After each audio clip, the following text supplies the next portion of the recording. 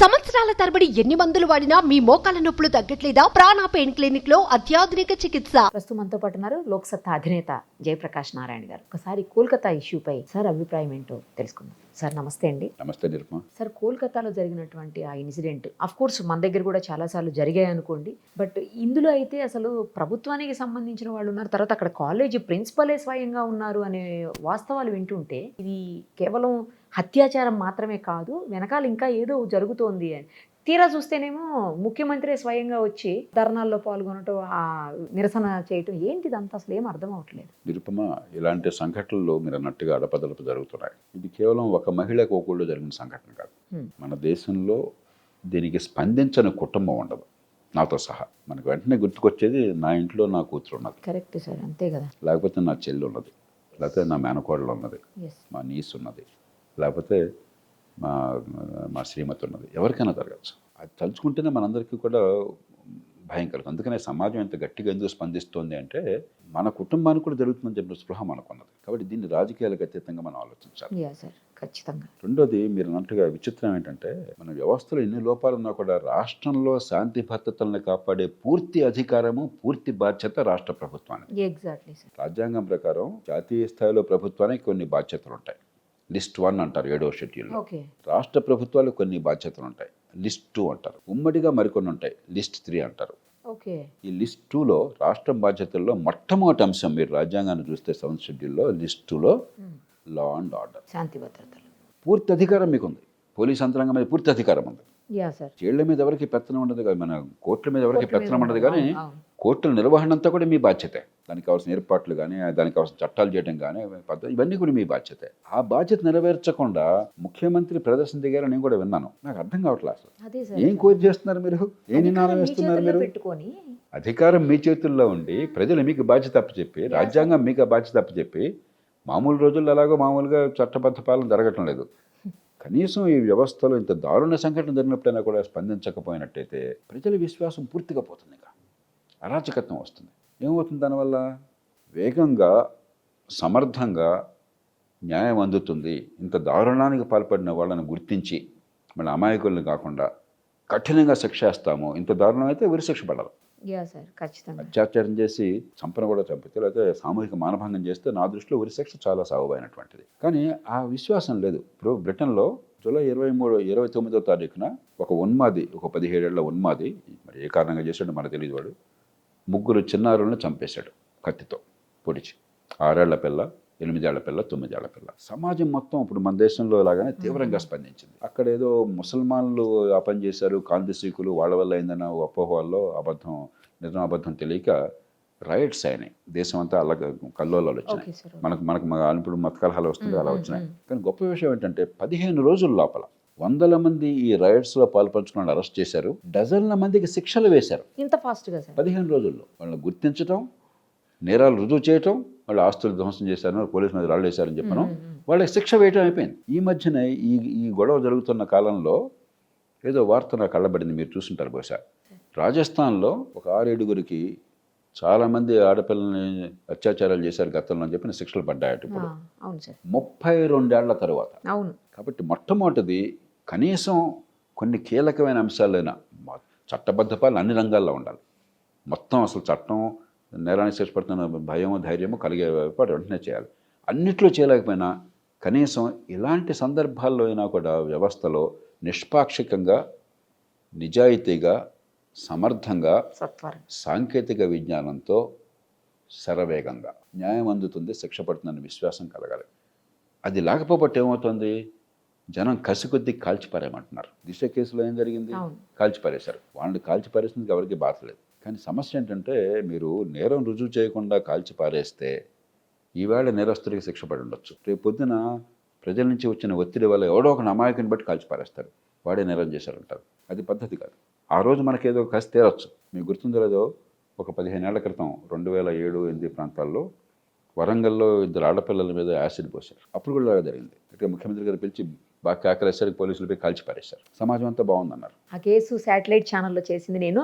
తర్వాత ఎవరైతే చనిపోయారో యాసిడ్ అటాక్లో ఆ అమ్మాయి ఎక్స్క్లూజివ్ ఇంటర్వ్యూ నేను మాత్రమే చేశాను, ఇంకెవ్వరు కూడా చేయలేదు. నాకు కాబట్టి మీకు ఇన్సిడెంట్ పూర్తిగా బాగా తెలుసు. అసలు మొత్తం మరి తెలుసు సార్. ఆ దుర్మార్గం చేసిన వాళ్ళు ఖచ్చితంగా ఉరిశిక్ష పడాలి. ఈ కేసులో బహుశా నేరం చేసిన వాళ్ళకే శిక్ష పడి ఉంటుంది, కానీ రేపు పొద్దున అలా గ్యారెంటీ లేదు. న్యాయ వ్యవస్థ మీద నమ్మకం పోతే, నేర న్యాయ వ్యవస్థ మీద నమ్మకం పోతే, దుర్మార్గం చేస్తే కఠినమైన శిక్ష వెంటనే పడుతుందన్న విశ్వాసం పోతే, అమాయకుల్ని చంపడానికి నెక్స్ట్ స్టెప్ ఆటోమేటిక్ అయిపోతుంది. కాబట్టి మన సమాజం ఇప్పుడు ఆ ప్రమాదం అంచున ఉన్నది. రెండోది, ఇది పక్కన పెట్టేద్దాం. ఇంత దారుణ నేరం జరిగినప్పుడు ఎవరైనా స్పందిస్తారు. పెద్ద దానిలో అసలు మీలో మానవత్వం అంటూ ఒక్క ఆవగంజంత ఉన్నా కూడా మీరు స్పందిస్తారు. కానీ ఈ నేరం ఒక్కరోజు జరగట్లేదే, ఒక్కరోజు నేరంతో ప్రారంభం కాలేదే. బహుశా ఆడపిల్లలు బయటకు పోతే భద్రత లేకుండా గేలి చేయటము, అంగాంగాలు వర్ణించడము, అశ్లీల పదాలు వాడటము, ఏలలు వేయటము, ఈవ్ టీజింగ్ చేయటము, అనుమతి లేకుండా ముట్టుకోవటం రోజు జరుగుతుంది. అవును సార్, కరెక్ట్ మేడం. ఈ దేశంలో ఒక మహిళ కాలేజీకి వెళ్ళాలన్నా, లేకపోతే షాపింగ్కి వెళ్ళాలన్నా, సినిమాకి వెళ్ళాలన్నా, సిటీ బస్సులో ఇంకొకటి ప్రయాణం చేయాలన్నా కూడా ఎన్ని రకాలైనటువంటి ఇబ్బందులు ఎదుర్కొంటున్నారు ఇవాళ.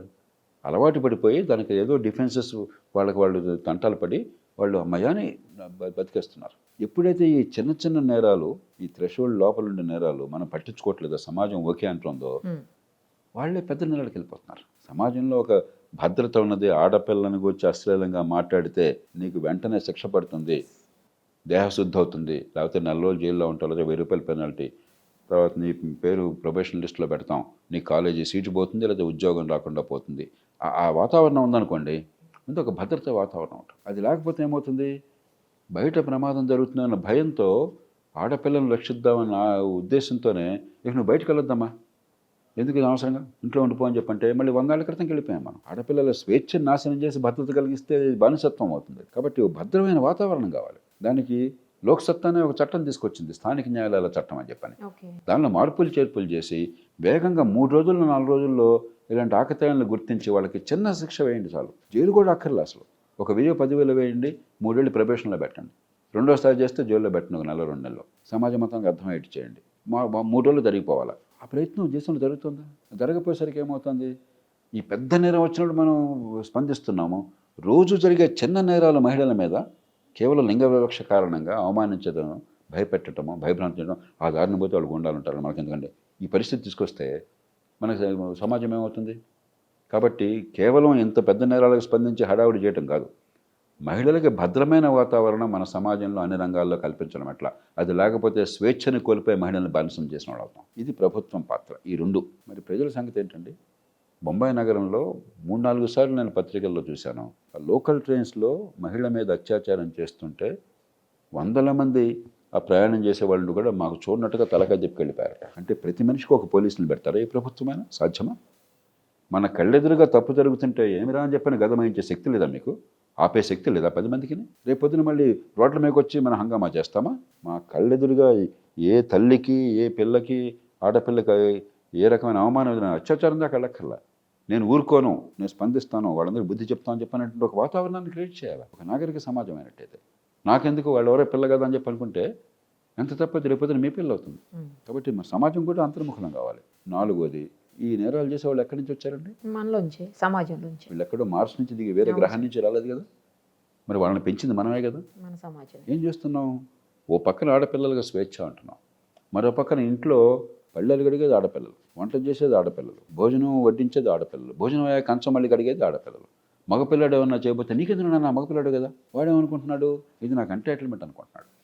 ఆడపిల్లలు ఎప్పటికీ నాకు లొంగే ఉండాలా, నాకు బానిసగా ఉండాలా, నేను ఎప్పుడు పెద్దవాడిని, ఏం చేసినా చేయకపోయినా, చదివినా చదవకపోయినా, నేర్చుకోకపోయినా, క్రమశిక్షణ లేకపోయినా కూడా అని చెప్పి అనుకుంటున్నాడు. అందరూ అంటారు, కానీ చాలామంది. కొంతమంది ఎప్పుడైతే ఆడపిల్లలు సమాజంలో కొన్ని గౌరవప్రదంగా చేయగలుగుతున్నారో, మగవాళ్ళ కంటే ఎక్కువగా విజయం సాధించగలుగుతున్నారో, ఈ రకమైన భావం, ఆధిపత్య ధోరణి ఓ పక్కన, కసి మరో పక్కన, అభద్రత ఉన్నటువంటి సమాజంలో ఈ నేరాలు పెరిగిపోతున్నాయి. కాబట్టి మన పిల్లల పెంపకంలో, కాలేజీల్లో, స్కూళ్ళల్లో కానీ, కుటుంబంలో కానీ మనందరం అంతర్ముఖలం కావాలి. నా ఇంట్లో ఆడపిల్ల మగపిల్ల ఇద్దరు ఉంటే ఇద్దరిని సమానంగా చూస్తున్నానా, ఒక గౌరవప్రదంగా స్నేహ సంబంధాలు ఉండేట్టుగా వాతావరణం కల్పించానా లేదా. అంచేత ఇప్పటికే ఉరి శిక్షలకు మన చట్టంలో అవకాశం ఉంది. ఇంకా పెద్ద శిక్షలకు చట్టం చేయడం, ఏం చట్టం చేయాలి, ఏం చట్టం చేయక్కర్లా, ఉన్న చట్టాలను సరిగ్గా అమలు చేస్తామండి చాలు. సత్వరం, అది కూడా సత్వరం. ఫారెన్సిక్స్ లేవు మనకి, అక్కడ మరి నాకు తెలియదు ఏం జరిగిందో, కానీ పత్రికల్లో వస్తున్న వార్తల ప్రకారం అసలు కనీస ప్రోటోకాల్స్ పాటించలేదు. నేరంలో సాక్ష్యాధారాలు సేకరించాలంటే కొన్ని స్టాండర్డ్ ప్రోటోకాల్స్ ఉన్నాయి. Yeah sir. ఎవిడెన్స్ కస్టడీ చేయని అంటారు. అట్లాగే అక్కడ దాన్ని ఏది టచ్ చేయకుండా మనం క్రైమ్ సీన్ని డిస్టర్బ్ చేయకుండా ఉండాలి. కొన్ని స్టాండర్డ్ ప్రోటోకాల్స్ ఉన్నాయి. కనీసమైన ప్రోటోకాల్స్ పాటించదు అంటున్నారు. వాస్తవం కాదో నాకు తెలియదు. మరి అలాంటి సమాజం ఊరికే ఏదో ఒక సంఘటన జరిగినప్పుడు తీవ్రంగా స్పందిస్తే ఆ 2 రోజులు వాతావరణం కనిపిస్తుంది, కానీ భద్రత ఎట్లా వస్తుంది? అసలు ఈ కేసులో ఎఫ్ఐఆర్ కూడా పోస్ట్ మార్టం అయిపోయాక 3 అవర్స్కి ఎఫ్ఐఆర్ చేశారు సార్. నేను అందరినీ కోరేది ఏంటంటే దీనికి స్పందించడం చాలా తేలిక, కానీ అంతకు మించి మనం అంతర్ముఖలం కావాలా. We must build systems. నా మట్టుకు నేను ఆడపిల్ల బయటికి వెళ్తే ఒక అరగంట ఆలస్యం అయితే 10 సార్లు ఫోన్ చేయాల్సి వస్తుంది. అమ్మాయి ఎట్లా ఉందో అని చెప్పాను. అమ్మ నువ్వు పొరపాటును కూడా సొంతంగా రాబాకు, ఎవరితోనో ఫ్రెండ్తో కలిసి వచ్చాయి, ట్యాక్సీ నువ్వు తీసుకోబాకు, నేను వస్తాను కావాలంటే. నేను అన్న మాటలు వాస్తవం. ఎందుకని మనందరం కూడా మన పిల్లల్ని రక్షించుకోవటం అనేది ప్రథమ కర్తవ్యం. మన కుటుంబాన్ని రక్షించుకోకపోతే మనకు బతుకందుకు? ఎగ్జాక్ట్లీ. కానీ ఎంతమంది అలా సొంతంగా చేయగలరు? అది పరిష్కారం కాదు కదా. ఆ పేరుతో నేను ఆడపిల్లని వెళ్ళొద్దమ్మా ఎందుకు ఈ టైంలో అన్నాను అనుకోండి, కాలక్రమేణా ఏమవుతుందో బానిసత్వం వచ్చేస్తుంది, మళ్ళీ పరదాలోకి వెళ్ళిపోతాం. కాబట్టి స్వేచ్ఛని కాపాడుతూ రక్షణ ఇవ్వటం ఎట్లాగా, దానికి అటు ప్రభుత్వము, చట్టము, మన కుటుంబాలు, మనము, సమాజం అలా ఆలోచించకుండా ఇది మనం ఏదో 2 రోజుల పాటుగా మళ్ళీ ప్రతి కూడా న్యూస్ సైకిల్ అయిపోయింది మన దేశంలో. అది అయిపోగానే మళ్ళీ దాని గురించి అసలు చర్చ ఉండదు. మళ్ళీ ఇంకోటి జరుగుతుంది. అది జరిగినప్పుడే మళ్ళీ అందరూ మొత్తుకుంటారు, రోడ్ల మీదకి వస్తారు, మీడియా మాట్లాడుతుంది, అందరూ మాట్లాడతారు. అదే సమయం ఇంకోటి కూడా చెప్పాలి నిర్మా, సార్ నిరాశకూడదు. ఒక ఆడపిల్ల మీద అఘాయిత్యం జరిగినా కూడా అది క్షమించరానిది. కానీ మానవ సమాజంలో మన దురదృష్టం కొద్దీ పట్టణీకరణ ఉన్న సమాజంలో, నాగరికత పేరుతో ఉన్న సమాజంలో మన సినిమాల్లో కూడా ఆడపిల్లల్ని వేధించడం పెద్ద హీరోయిజంగా చూపెడుతున్నారు. కాబట్టి దురదృష్టం కొద్దీ ప్రపంచమంతా కూడా మహిళల మీద చిన్నవో పెద్దవో ఏదో రకమైనటువంటి ఇలాంటి ప్రవృత్తి ఉన్నమాట వాస్తవం. దానిలో ఈ మాట నేను చాలా జాగ్రత్తగా మాట్లాడుతున్నాను, అపార్థం చేసుకోవద్దు. ఒక్కడి జరిగినా కూడా అన్యాయమే. కానీ మిగతా సమాజంతో పోలిస్తే ఇప్పటికి కూడా మన దేశంలో కాస్త మెరుగు. మనం దానికి అతిగా స్పందిస్తే, ఈ మధ్య కూడా టీవీ ఛానల్లో చూశాను, అవాకులు చౌకులు మాట్లాడారు యాంకర్లు. వాళ్ళకి ఏం తెలీదు, ఉద్దేశం మంచిదే, ఆవేశపడ్డారు. ప్రతి గంటకి కొన్ని వేల మంది మహిళల మీద అత్యాచారాలు జరుగుతున్నాయి ఈ దేశంలో. పచ్చి అబద్ధం, నాన్ సెన్స్ దే టాక్. అంకెల గురించి అవగాహన లేదు. భయాన్ని పెంచడం తప్ప సమాజంలో ఆడపిల్లల్ని బానిసలుగా చేయడం తప్ప దానికి ప్రయోజనం ఉండదు. కాబట్టి చర్చ వాస్తవాల ఆధారంగా బ్యాలెన్స్డ్గా ఉండాలి. మన దేశంలో అత్యాచారాలు దాదాపుగా రోజుకి 100 జరుగుతున్నాయి, క్షమార్హం కాదు. కానీ అమెరికాలో రోజుకి 300 జరుగుతున్నాయి. అంటే అక్కడ 300 జరిగితే ఇక్కడ 100 జరగచ్చు అని అంటలా. కానీ మనం ఉన్నదాన్ని ఎక్కువ చేసుకుని మరి పరిష్కారం మీద దృష్టి పెట్టాలి. కానీ ఒక భయానక వాతావరణము, అతిశయోక్తులు, అక్కడి నుంచి ఆడపిల్ల బయటకు వెళ్ళకూడదనే వాతావరణము, కట్టడి చివరికి బానిసత్వము, అది కాదు పరిష్కారం. మీరు చెప్పారు నిర్భయ కేసు అప్పుడు నాకు బీబీసీ అంటే చాలా ప్రాణం. కొన్నేళ్ల పాటు నేను కొన్ని గంటలు విని నా ప్రపంచ జ్ఞానం నాకు చాలా వచ్చింది దాని నుంచి. ఉదాహరణకి ఆ బీబీసీలో ఐ వాజ్ అషేమ్డ్. ఆ బీబీసీలో చేసినప్పుడు India is capital of the world అని చెప్పిన వాళ్ళు ఒక శీర్షికన, వాళ్ళు ఉన్న బ్రిటన్ మనతో పోలిస్తే 4% జనాభా. బ్రిటన్లో ఏడాదికి 16,000 రిపోర్ట్ అవుతున్నాయి. మనకంటే వాళ్ళకి చాలా ఎక్కువ ఉన్నాయి. అదే కదా సార్. వాళ్ళకి ఆ సంగతి తెలియదు, వాళ్ళు దురుద్దేశంతో చేయట్లా. మన రియాక్షన్ని బట్టి వాళ్ళు భారతదేశం క్యాపిటల్ ఇక్కడ ఇంకేముండమని చెప్పిన అది కూడా మంచిది కాదు. కాబట్టి పబ్లిక్లో కూడా డిస్కషన్ కూడా ఎవిడెన్స్ బేస్డ్గా, సొల్యూషన్ బేస్డ్గా ఉండాలి. కానీ ఐ వాజ్ సో డిసప్పాయింటెడ్. ఒక నేషనల్ ఛానల్ ప్రతి గంటకి కొన్ని వేల మందికి అత్యాచారాలు. ఏమి మాట్లాడుతున్నారు వాళ్ళు? ఏం ఫలితం సాధించారు మీరు? సమాజంలో భయాన్ని పెంచేసి ఆడపిల్లలకి ఉన్న స్వేచ్ఛ లేకుండా చేయడం తప్పితే కన్స్ట్రక్టివ్గా చేయాలి. మనం ఏం చేసినా కూడా దానివల్ల పరిష్కారం రావాలి. పరిష్కారం important. Thank you sir. Thank you so much. Suman టీవీలో మీ పర్సనల్ అండ్ బిజినెస్ ప్రమోషన్స్ కోసం కింది నెంబర్కి కాంటాక్ట్ చేయండి.